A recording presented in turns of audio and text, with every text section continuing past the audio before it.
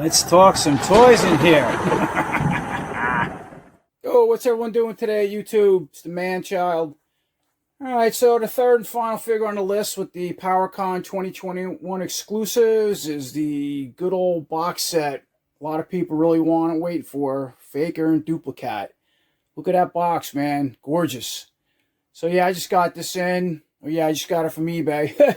Like all the stuff I had to get because I couldn't nab them. Watch the other, my other two reviews. So I did the Horde 4-pack. And I did the Classic Grayskull accessory set. Great, awesome. Just I love it, you know. But yeah, stuff's hard to get. If you guys got them on you know, on the Powercon exclusive site, or I think Mattel Creations ran it again. And again, I miss both. Hey man, congratulations. You should start getting them soon. Starting to be freed up and shipping. But yeah, this is fantastic, man. I love this art. Yeah, looking good, man. We got our yeah, so just our FAKER, and we got our obviously DUPLI-CAT. He's got his little, looks like the metal paws, the cybernetic paws that you put on the front. When it comes out, we'll check that out. Looks like they snap right in. Yeah, it's just typical. I love the art. Now, yeah, obviously, so it says here we got FAKER. There's a Leo. His name was Leo FAKER. When we get him out, I'll explain the backstory that I'm familiar with. And DUPLI-CAT, which I think he was supposed to be called Copycat. Then the name was changed to DUPLI-CAT. He's basically a cybernetic tiger battle cat. Yeah, look at that art. As usual, Origins nails it. Now this box too looks super collector friendly. I like that bubble where everything kind of snaps in. You got the ties, and you can, if you cut them, put it all back. You can put some tape to hold it. I'm loving that with all three exclusives. That's really important. Suppose the Carter figures rip out and destroy it, but yeah, check that out, man. Just the cybernetic, just the arms, the face on the on DUPLI-CAT. That's so cool, right? The FAKER. Now obviously he's got everything's the same, but now the eyes has a face mask. That's what it was supposed to be. He's got Skeletor's orange staff in the lower part of his belt. And over here we got, look at that, Snake Mountain.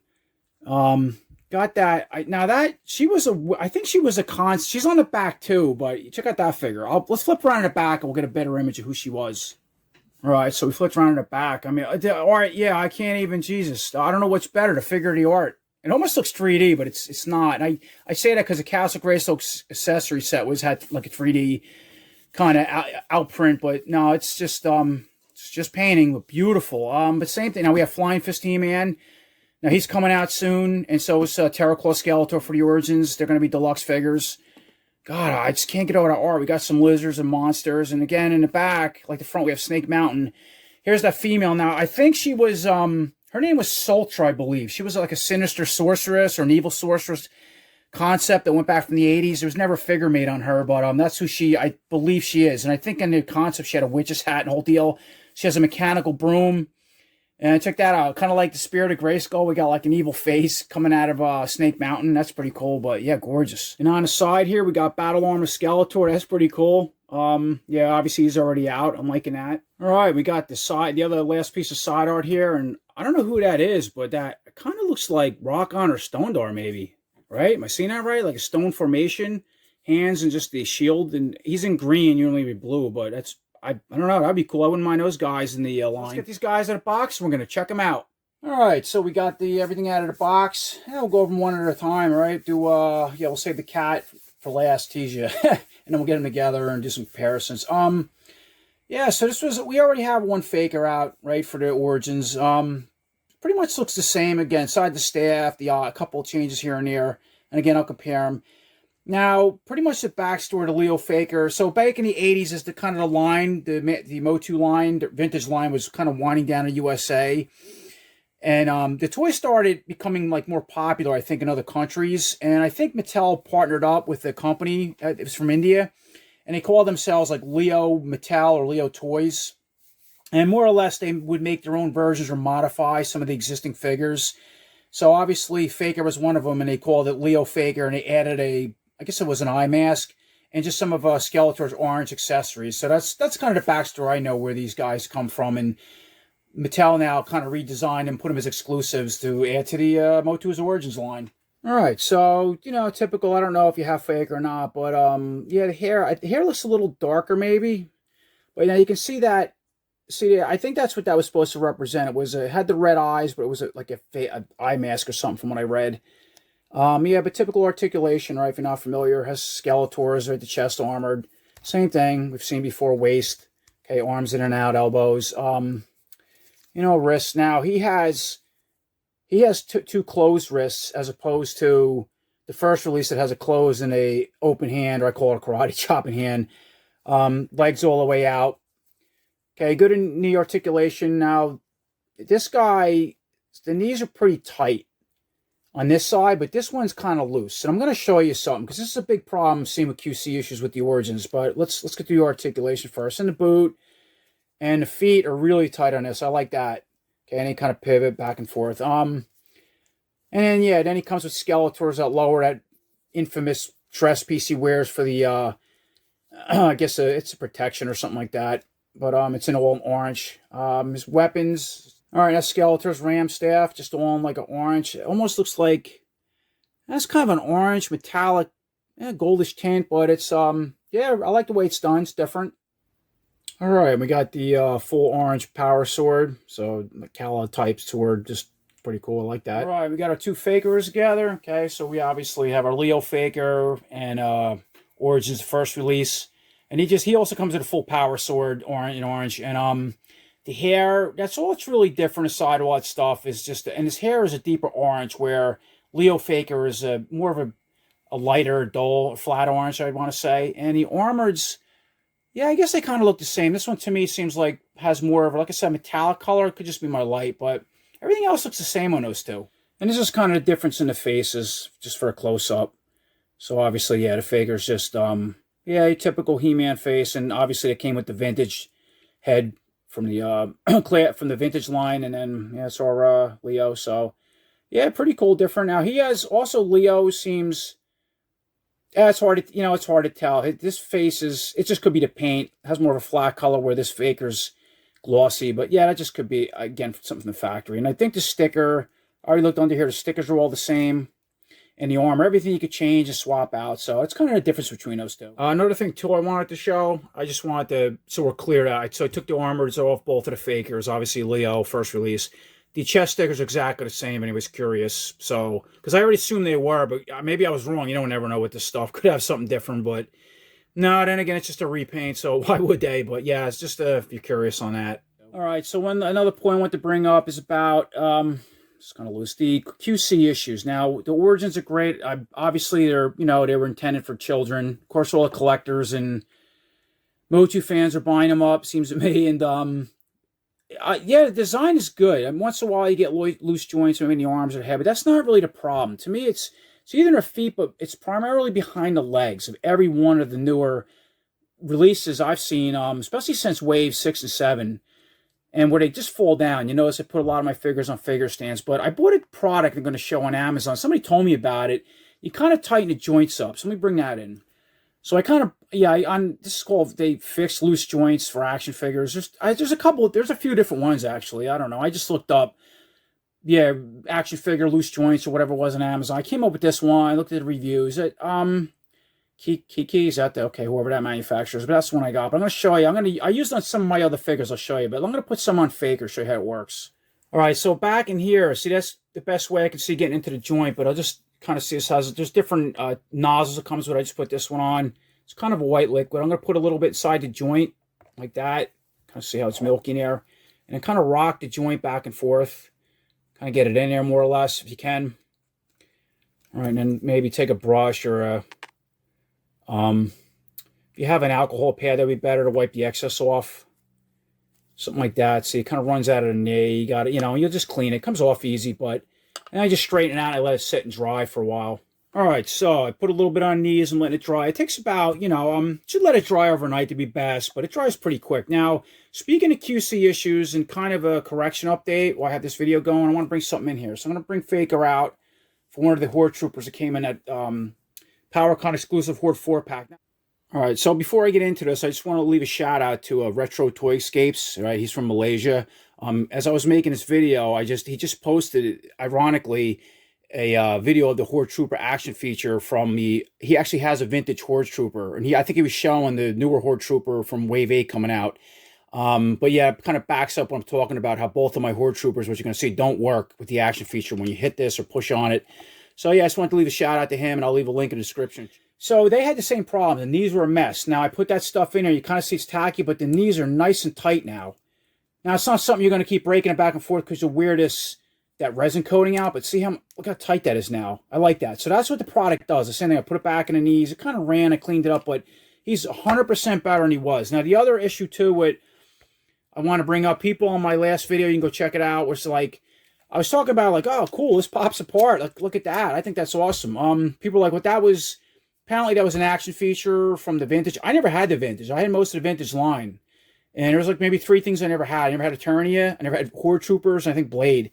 But I didn't... I had the classics, Horde Trooper and whatnot. But yeah, I didn't realize that. I just thought it was just something extra they did. And you have to see the cybernetic parts. I think that's cool. But people are saying, and what you would do is you would hit this or push it. And that's how it would release the action figure. But this is what I'm saying. This is why I didn't notice that was. It doesn't work. So I hate to be disappointing, but look at it. I'm pushing on all might. I can't even pop that apart. I actually split it by mistake. That was the action feature, okay? And same thing goes with the black one. There's a black one here. Same thing. Look. I'm pushing all my might, trying to hit it. Doesn't do anything.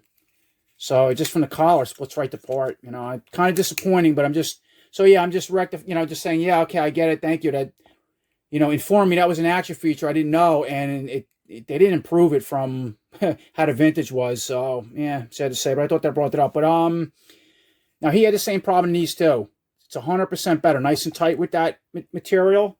All right, so we'll bring him in, and I also did it to Hordak, another one. These were a mess, and now they're 100% better. You can see it's a little tacky, but you'll never see that. Look at that. Ugh. So I like that. So anyway, that's just a kind of an update on that product. So let's get back to the 2-pack. All right, so back to the 2-pack. Now let's move on to DUPLI-CAT. So yeah, DUPLI-CAT was it was originally called Copycat. Obviously, it was he was a fan-made custom in the day. So it was a giant robotic tiger impersonator of Battle Cat. I think the person's name was Joe Amato. I want to say, if I'm saying his name right. He was like just somebody in the Master Universe community in the day, and he kind of made his own customs, I guess, or custom of a Battle Cat with cybernetic. I don't know if he sculpted. I remember seeing images, and I think there was more added to the legs, but that was kind of where to my knowledge, where the original concept came from, and somehow how Mattel got involved, if they were able to create their own. I don't know all that, but yeah, I think it's pretty cool. All right, so obviously it's nothing. Same saddle. It's everything. No different than Battle Cat or Panther. So obviously saw the color change. Now it looks like they do have a different. I would say maybe another tooled head, possibly. Still articulated in the mouth, but it's all cybernetic, like battle damage or just cybernetic metal endoskeleton kind of hanging out. Yeah, got the painted red eyes, really neat. He had a teeth. Yeah, I like it. It's really cool, but same articulations, Battle Cat, Panther, right? Same thing. But that's really, I never thought we'd see anything like that.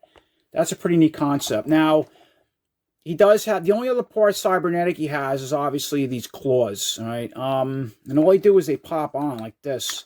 So they pop right off. So you kind of take a look at that. Same paws, same articulate. And if you're not familiar with the I already did the neck, all right? If you don't have a Battle Cat or Panther.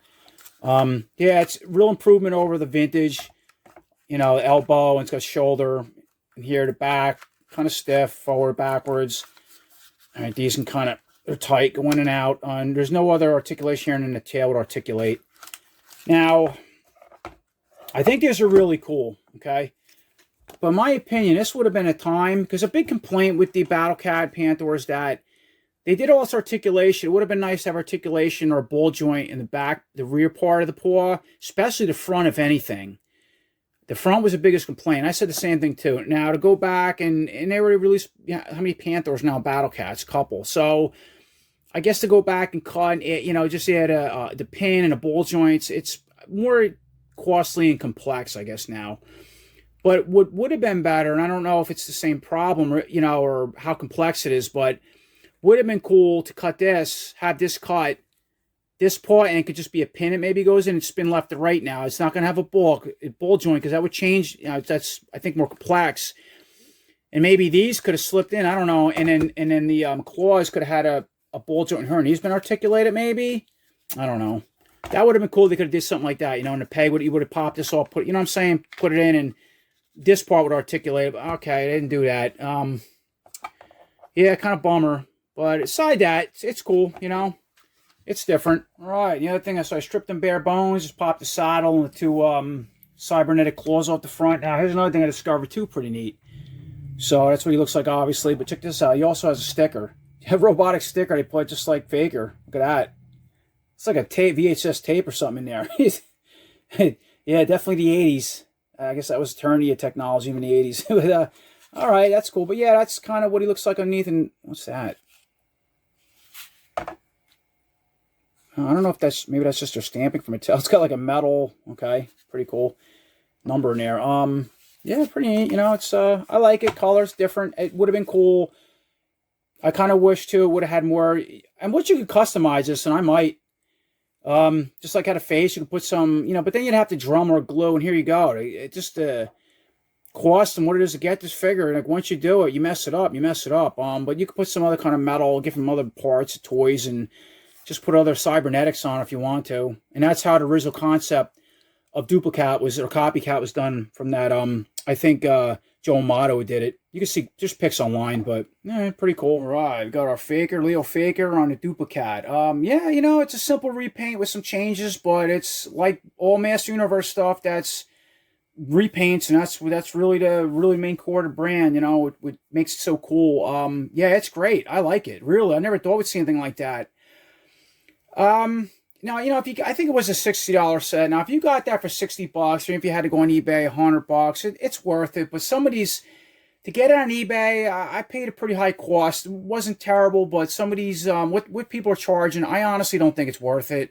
And what I mean is, just people selling this for $200 and plus. Oh, I've seen it sell for $600.